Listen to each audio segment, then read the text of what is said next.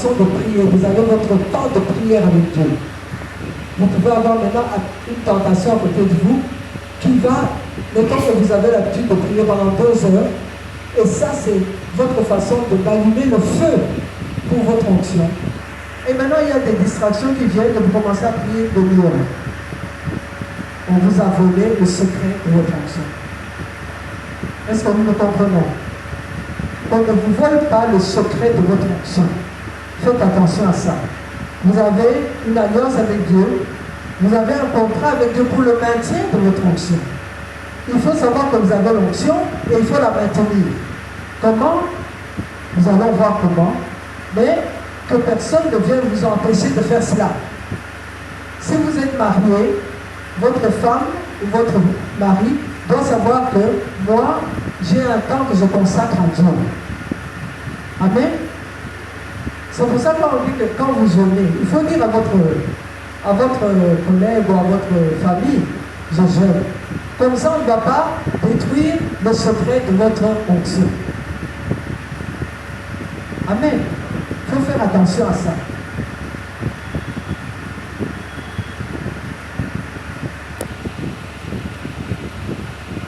Donc Samson, vous connaissez le cas de Jimmy Swaggart, hein?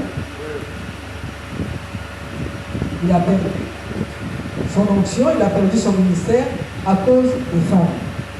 Et les choses qui font perdre aussi l'onction, il y a les femmes, et le sexe, pardon, parce que les hommes aussi, le sexe, l'amour de l'argent et l'amour de la gloire.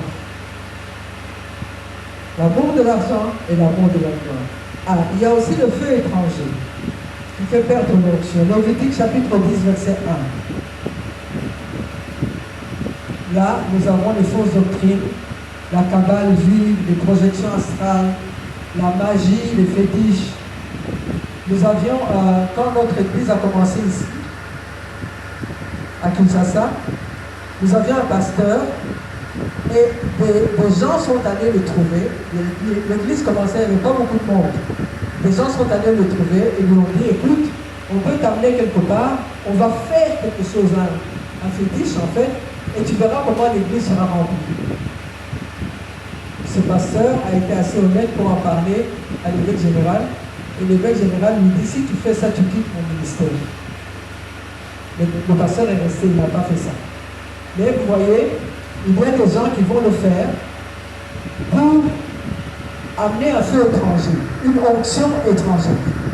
Et là, vous faites ça, vous perdez l'onction originale.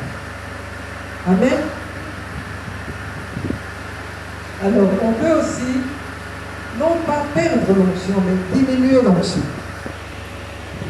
Diminuer la puissance en attristant le Saint-Esprit.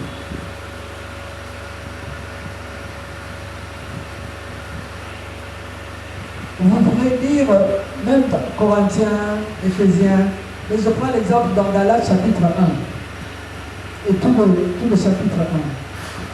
Paul dit aux Galates, qui vous a ensorcelé? On vous avait enseigné la sainte doctrine.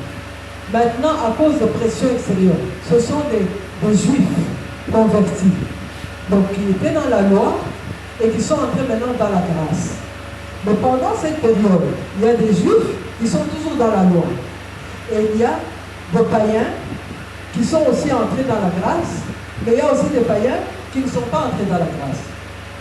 Donc maintenant, ces juifs qui sont entrés dans la grâce, vous recevez des pressions des juifs qui sont encore sous la loi, ils recevaient des pressions des païens, parce qu'ils se sont dit, ah, maintenant ils ont quitté leurs frères juifs, donc ils vont venir faire les choses comme nous. Mais ils n'ont pas fait les choses comme eux, ils sont restés sous la grâce. Alors, avec ces pressions, les juifs croyants avaient tendance à retourner sous la loi pour avoir la paix à cause des persécutions. Alors, Paul leur dit, mais qui vous a ensorcelé? Vous avez reçu la vérité. Pourquoi est-ce que vous retournez sous la loi? Diminution de l'onction, diminution du zèle. Quand vous êtes évangéliste, on dit maintenant nous allons aller faire l'évangélisation. Vous n'avez pas la force pour faire ça. Vous n'avez pas le courage, vous n'avez pas les ailes. Votre onction a diminué. Vous n'avez pas perdu. mais il a diminué. Amen.